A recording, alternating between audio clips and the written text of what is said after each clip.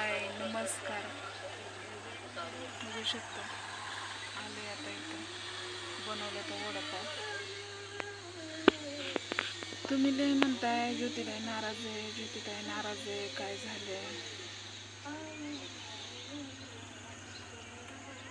घरातले टेन्शन असते ती माणसाला, जेवढं सांगावं तेवढं कमीच आहे.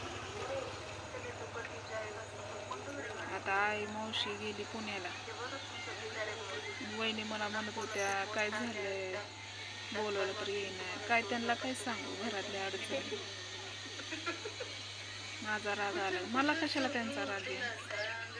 मला कुणाचाच राग आला नाही, मला घरातलं टेन्शन आहे.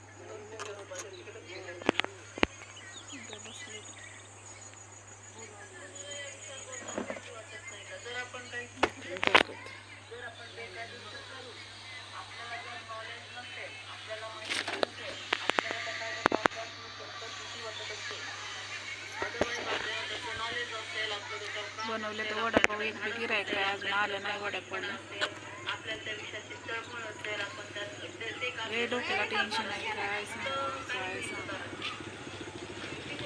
एक जण म्हणतंय तिकडं टाका, आता तर वहिनी म्हणते तिकडं टाका. त्यांनी तिकडं टाकल्यावर मी नाही जाणार तिकडं, मी आत्ताच सांगते.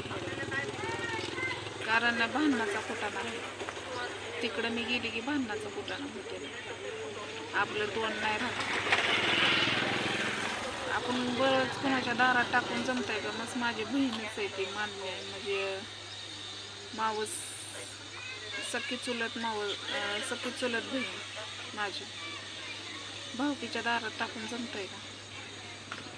म्हणजे भाऊकी नाही, पाहुण्या रावळ्याच्या. त्यांनी म्हणायचं नसती इथं नाही ती कोण, पण त्यांना विचारलं एक तर ठीक आहे.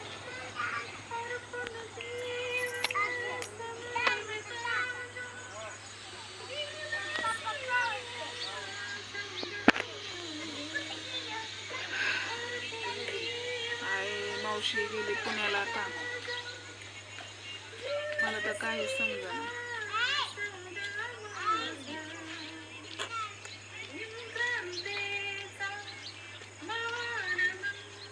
आता अजून 2-3 दिवस इथं ठेवायचा गाडा, परत तिकडं रोडला न्यावं लागणारच आहे. कारण आता गावातली खाऊन खाऊन कटाळले की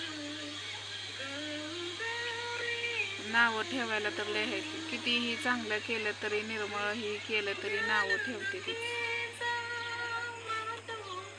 वहिनीचा मला राग नाही आला, किंवा मला त्यांनी कोण बोलले त्याचा पण राग नाही आला.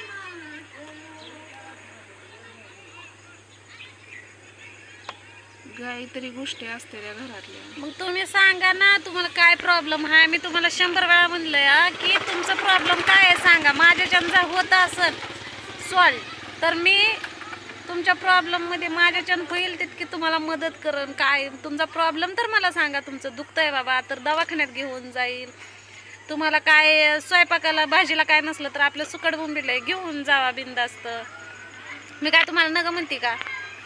ह्या गोष्टी नाहीत सगळ्या मग एक तर माणसाला खायला लागतं, नाही तर दुखणं भाणं असतं. घरातल्या गोष्टी आहेत. मग घरात काय भांडण झालं का? भांडण तर होतच असतंय की. आता ननंद भाऊजाचं पटत नाही म्हणल्यावर माया लेकीचं तर पटत. उलट मग मी तेच म्हणते की तुमच्या घरात काय प्रॉब्लेम झाले का? आता तुमच्या आईला तर मी काय बोलत नाही, तुम्हाला पण चांगलंच माहिती आहे. पण मी तुम्हाला जितकं बोलेल तितकं तुमच्या आईला बोलू शकते का सांगा? आता तुम्हाला म्हणून काय असं का करता तसं का करता, मी तुम्हाला बोलू शकते. तुमच्या आईला म्हणू शकते का मी की त्या तुमच्या दोघींचं भांडत का झालं काय? असं तर म्हणू शकत नाही ना. मग आता ते माया लेकीचा मॅटर तुमचं तुम्ही बघायचं. आता ते त्यात माझ्यावर रुसण्यासारखं काय आहे ना? तुम्ही एवढं भांडवल लावलंय आणि अजून मी तुम्हाला पैसे मागायचं म्हणल्यावर मला बरं दिसत नाही, म्हणून असलं तर देणार, मी नसलं तर कुठून देणार? मला माहिती आहे की तुम्ही किती भांडवल लावलंय आणि तुमच्याकडं नाहीत म्हणूनच मी दुसरीकडं घरामध्ये जरा तकतक झाली, बाकी काय नाही.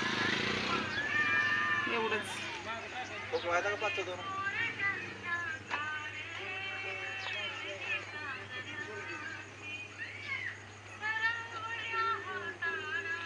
जेवढंच करायचं आणि तेवढंच खायचं, हे तर सगळ्या गोष्टी आपण हाताने नेऊ शकतोय, घरात काय नाही म्हणल्यावर. पण पैशा पाण्याची कामं असतात. आता तिला जायचं होतं UIला बघायला, त्यामुळं आणि इथं मी बसायचं का तिथं मी स्वयंपाक करायचा का बानूला बघायचं त्याचं जास्त टेन्शन. तिला मी म्हणत होती जा परत सुट्टी एखाद्या बारीला घेतल्यावर जा म्हणलं होतं, पण आता इथं सुट्टी पण पाडून जमत नाही. आता आपण आता हे करू, रविवारी मांडू इथं आणि रस्त्याला नाही हवेला, कारण आता इथं गिऱ्हाईक रोजच कोण खाणार आहे, कटवून जाते ते. आणि सकाळनं लावायचं म्हणलं तर सावली नाही इथं, दुपारनं ही लोक खातात पण संध्याकाळनं पण खातात की आवडीनं. चांगला धंदा झाला 2-3 दिवस.